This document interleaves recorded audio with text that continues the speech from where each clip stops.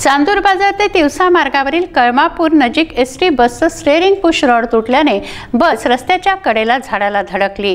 या अपघातामध्ये काही प्रवासी जखमी झाले आहेत।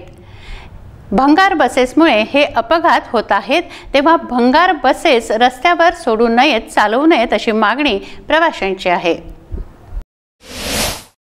चांदूर बाजार ते तिवसा मार्गावरील कमळापूर नजीक एसटी बसचं स्टेअरिंग पुश रॉड तुटल्याने बस रस्त्याच्या कडेला झाडाला धडकली।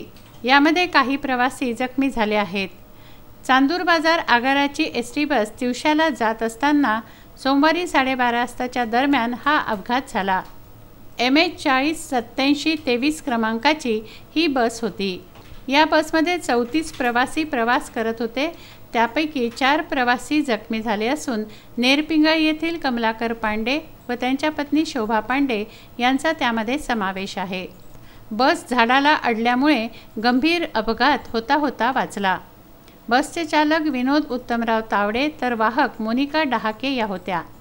भंगार बसेसमुळे प्रवाशांचे जीव धोक्यात येत असून एसटी महामंडळाने नादुरुस्त बस मार्गावर सोडू नयेत अशी मागणी जनता करते आहे। या अपघाताच्या पाहणीकरता मोर्शी आगाराचे व्यवस्थापक मिथुन शर्मा हे घटनास्थळी दाखल झाले। श्रीकृष्ण मालपे, विदर्भ न्यूज, नेरपिंगळी।